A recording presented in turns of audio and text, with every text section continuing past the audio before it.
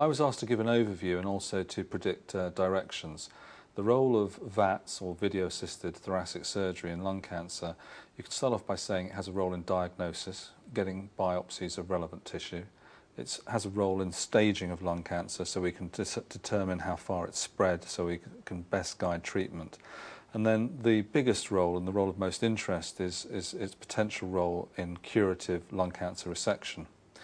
The issues here are that not many patients undergo VATS surgery. In the UK, according to the last published figures, VATS for lung cancer was only about 5% of lung cancer resections.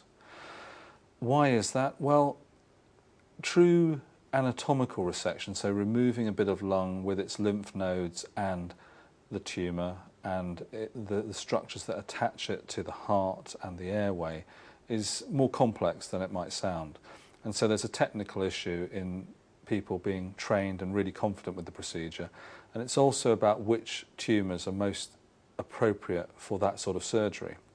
I expect that with some time that will probably increase to 10% or more, and so we'll start to do more resections through that. Now, one of the very important issues in all of this is who is going to benefit most from that sort of operation. And the truth of it is, we don't really know. And what I was talking about today is how we can start to answer that question.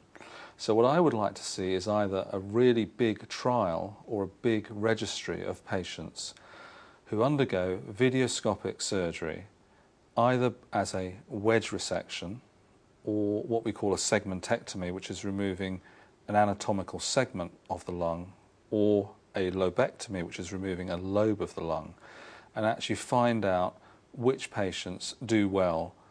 And in this, we're going to have to look at the characteristics of the tumour. And I think it's going to be related to where the tumour is, how big the tumour is, and what type of tumour it is. So it brings together a lot of the most recent advances in lung cancer to do with the biological profiling of those lung cancers.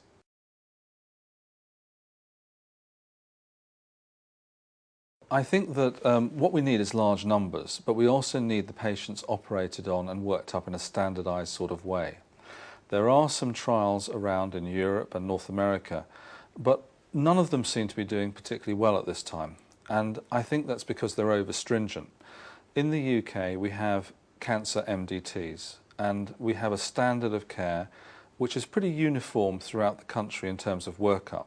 And so I think there's a real possibility in the UK of having many cancer centres coming on board. So that's what I'd like to do in the first instance.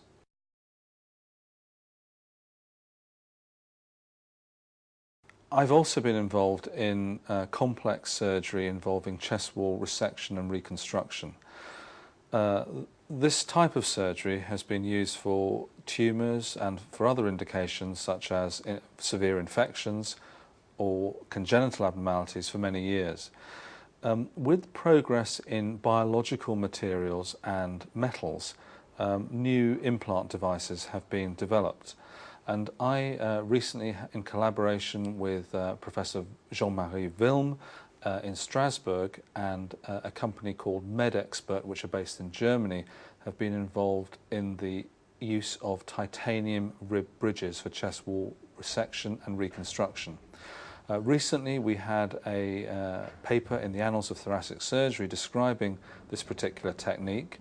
In this case, a chest wall tumour was resected along with 4 ribs, and we performed, or I performed, an anatomically equivalent reconstruction. So the deep layer was with a sheet of a plastic type material, and then we put the rib bridges in to cover the defect, and then reattach the muscle over it. So she was left with very good function.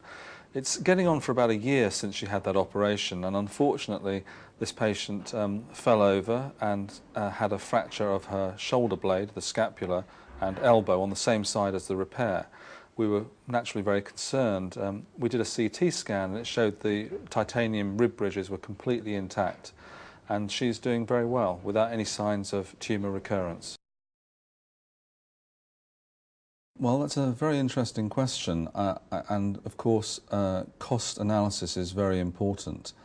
I think that in selected patients it will be cost effective because we can get these patients out of hospital quickly and the functional result seems to be very good. I think there's some other important things to consider about titanium as well.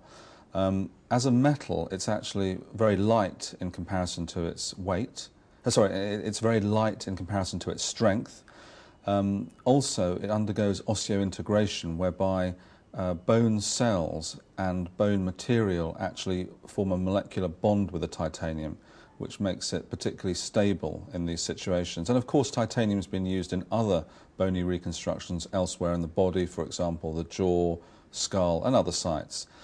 Also, because it's of relatively low density, it interferes less with imaging, so you get less artifact on follow-up CTs, which is very important for follow-up imaging of cancers.